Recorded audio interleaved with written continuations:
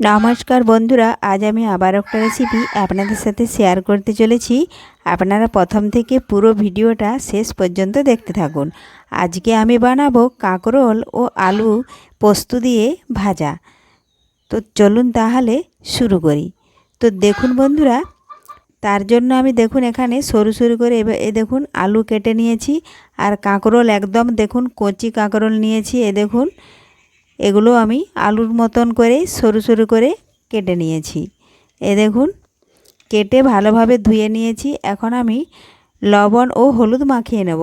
দেখুন আমি দিলাম পরিমাণ মতো লবণ হলুদ, আর দেব আমি পরিমাণ মতো লবণ। দেখুন এখন আমি মাখিয়ে নেব। দেখুন একসাথে মিশিয়ে আমি মাখিয়ে নিলাম লবণ আর হলুদ। মাখিয়ে আমি 5 মিনিট রেখে দেবো। দেখুন একদম কচি কাঁকরোলটা নিতে হবে, বীজ কাঁকরোল নিলে কিন্তু হবে না। দেখুন কচি কাঁকরোল নিয়েছি, আর একসাথে মিশিয়ে মাখিয়ে আমি এটা এখন 5 মিনিট রেখে দেব। তাতে আলু ও কাঁকরোল অনেকটাই নরম হয়ে থাকবে, আর ভাজতেও দেরি হবে না। আর আমি রেসিপিটি বানাবো খুবই কম সময়ের মধ্যে ও খুব সহজেই। যদি কোনো বন্ধু নতুন হয়ে থাকেন আমার চ্যানেলে, তাহলে চ্যানেলটি সাবস্ক্রাইব করে বেল আইকন অলে সেট করে দিন সবার প্রথমে আমার রেসিপি পেতে। দেখুন বন্ধুরা, কড়াই বসিয়েছিলাম, তেল গরম হয়ে গেছে। এখন দিলাম গোটা জিরে ও শুকনো লঙ্কা। দেখুন ফোড়নে দিলাম। তো ভালোভাবে ভাজা হয়ে গেছে। এখন আমি নুন হলুদ মাখিয়েছিলাম। তো দেখুন আমি জলটা দিচ্ছি না। দেখুন কতটাই জল বেরিয়ে গেছে। আমি কাঁকরোল আর আলুগুলো এইভাবে জল থেকে তুলে আমি দিয়ে দিচ্ছি। আর কাঁকরোল আলু অনেকটাই নরম হয়ে গেছে। দেখুন এখন আমি নাড়াচাড়া করে ভালোভাবে এইভাবে বিছিয়ে দিলাম পাতলা পাতলা করে।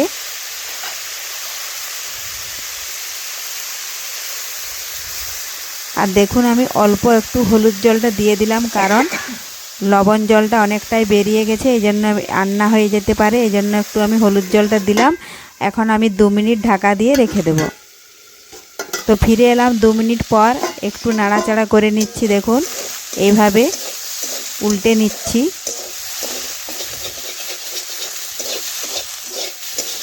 আমি এখানে নিরামিষভাবে বানাচ্ছি, আপনারা পারলে তেলের সাথে পেঁয়াজ দিতে পারেন। তো একই রকমভাবে আবারও আমি দেখুন পাতলা পাতলাভাবে বিছিয়ে দিলাম। তো দেখুন বন্ধুরা, বিছিয়ে দেওয়ার ফলে আমি আবারও একটু ঢাকা দিয়ে দেব। এইভাবে ঢাকা দিতে দিতে দেখুন আলু ও কাঁকরোল খুব ভালোভাবে নরম হয়ে যাবে আর ভাজাও হয়ে যাবে। তো দেখুন বন্ধুরা, ঢাকা তুলে নিয়েছি, আবারও আমি নাড়াচাড়া করে নিচ্ছি। দেখুন আলু ও কাঁকরোল অনেকটাই সেদ্ধ হয়ে গেছে।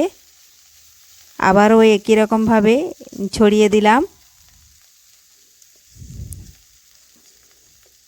দেখুন আলু ও কাঁকরোল একটু দেখে নিচ্ছি। তো সেদ্ধ হয়ে গেছে প্রায়।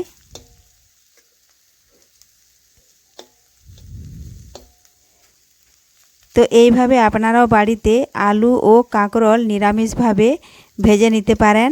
খেতে এটা দুর্দান্ত স্বাদের হয়। তো দেখুন বন্ধুরা, আমি আবারও এইভাবে ছড়িয়ে দিলাম, দিয়ে আবারও একটু আমি ঢাকা দিয়ে দিচ্ছি। এইভাবে 2 থেকে 3 বার দেখুন আমি ঢাকা দিয়ে দিয়ে আলু ও কাঁকরোল ভালোভাবে সেদ্ধ হয়ে গেছে। তো ফিরে এলাম, ঢাকা তুলে নিচ্ছি। দেখুন বন্ধুরা, আবারও আমি উল্টে পাল্টে নেব। তার আগে আমি এখন গোটা পোস্ত কিছুটা আমি ছড়িয়ে দেব। তো আপনারা এই পোস্তটা আপনাদের কাঁকরোল ও আলুর পরিমাণ অনুযায়ী দেবেন। আমি এখানে 2টো কাঁকরোল আর 2টো আলু নিয়েছি, এজন্য আমি 2 চামচ পোস্ত দিলাম। আপনাদের আলু ও কাঁকরোলের পরিমাণ বেশি হলে তাহলে আরও 2 চামচ বাড়িয়ে দিতে পারেন। তো আর এখন বেশি ভাজবো না। তো তৈরি হয়ে গেল আজকে কম সময়ে খুব সহজেই আলু ও কাঁকরোল গোটা পোস্ত দিয়ে ভাজা। তো রেসিপিটি ভালো লাগলে লাইক শেয়ার ও কমেন্ট করতে অবশ্যই ভুলবেন না বন্ধুরা।